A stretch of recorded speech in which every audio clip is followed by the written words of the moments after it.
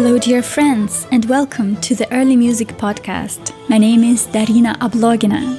The European Early Music Association, REMA, is currently going through a process to encourage transition for its members, more sustainability, inclusion, diversity, access for audiences and artists. Early music today embraces a multitude of perspectives, breathing new life into age-old compositions while challenging the boundaries of what we once understood about this era. In this season, we will discuss how diversity, be it cultural, musical, or interpretive, has played a key role in shaping the evolution of early music. In today's episode, we are going to talk about one of the oldest early music festivals and its transition. Hi, I'm Jan van den Borre. I'm currently the artistic director of the MA Festival for Early Music in Brugge. The oldest festival for early music in the world. It has had its 60th birthday last year. We are very much in the middle of a big transition of this festival. It came now to my mind, as an artistic director, you have to bring your personal perspective into building up the concept of the festival. How do you deal with that, let's say, transition of your personal perspective in terms of the common perspective of the festival? That's actually a very good question, and I think you're totally right. I think the personal perspective is extremely important, without becoming too personal, of course.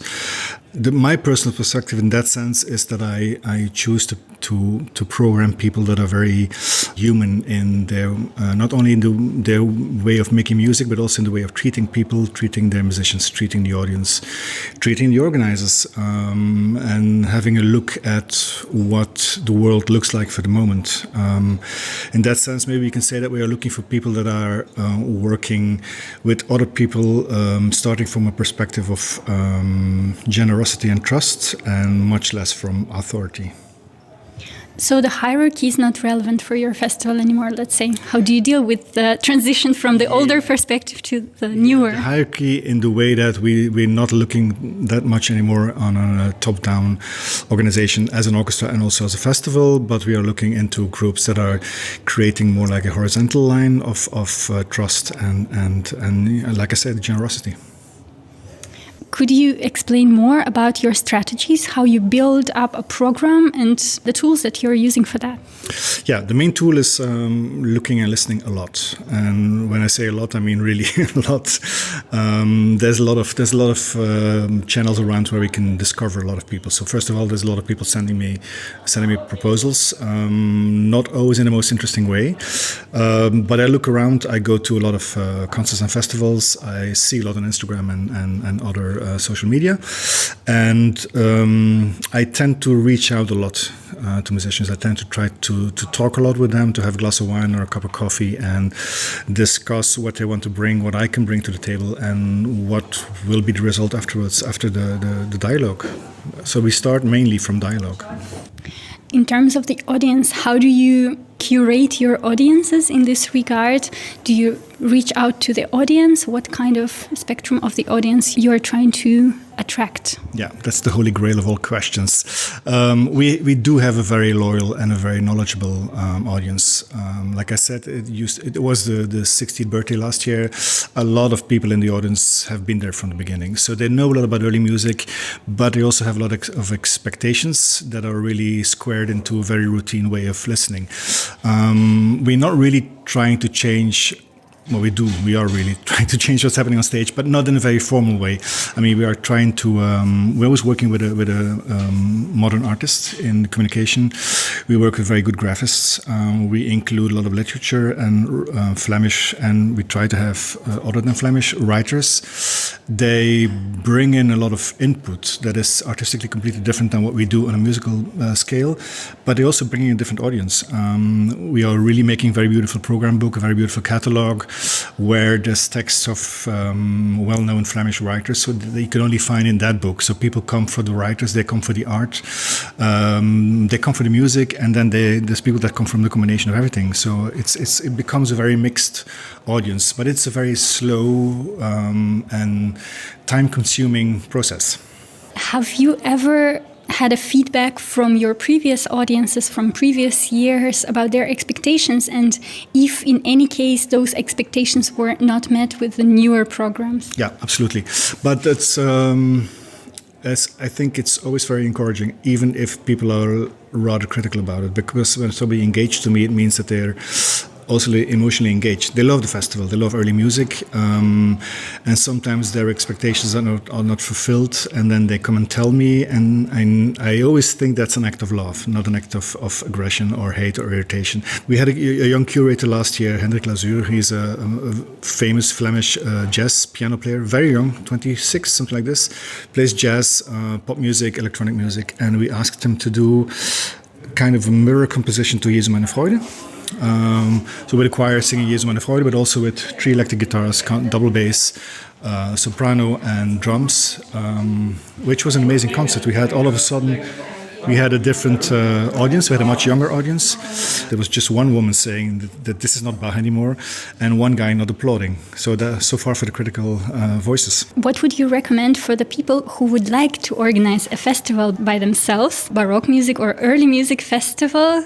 I would recommend to talk to as many people as possible, not only to the musicians, especially to musicians, of course, to see what's out there, where you meet each other in the middle, but also talk to other artists, to plastic artists, to writers, to jazz musicians. There's a lot to be learned from how people make jazz music and pop music, how people make electronic music. In fact, we're all doing the same, but the way of doing it and the in crowd is very often very different.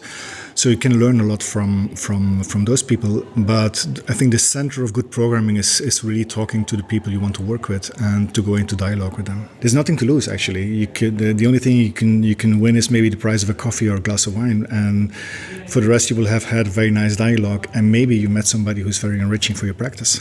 Is it early music or it's not anymore? How would you define that? If a festival claims it's an early music festival, what does that mean? My very personal opinion is that I would like to call it just music and not early music anymore, because we're framing it too much. It makes me think of the political situation in Belgium, where people used to vote for one party and you were voting for the Christian party or the Socialist party. That completely vanished, and it's a very difficult political problem in Belgium. It's the same with programmers and audiences. You have an audience that only comes to early music, but they don't know that they like other kinds of music as well. So you need to help them in a way as a programmer. So the name of my festival is MA Festival, which comes from Musica Antiqua, of course. But we tend to call it much more music and art now, since we are including a lot of literature and modern art. And people seem to follow that. So I can tell from experience that it's really working.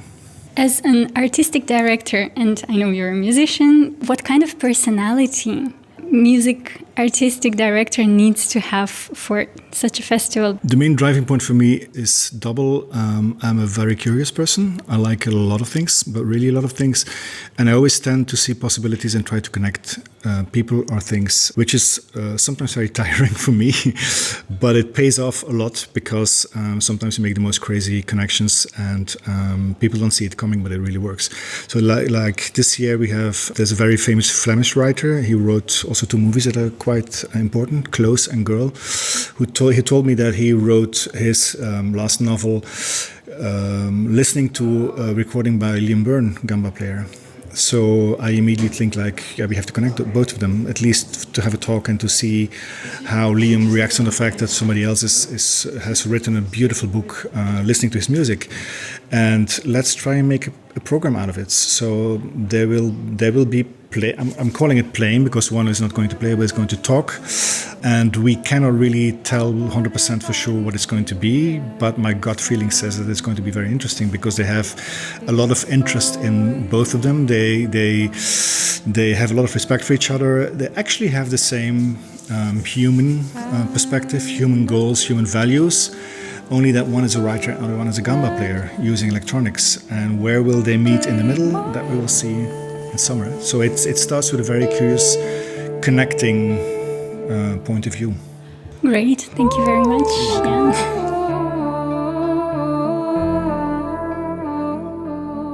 Thank you for listening to our episode. Please find all the additional information in the description box. I wish you all the best. Bye.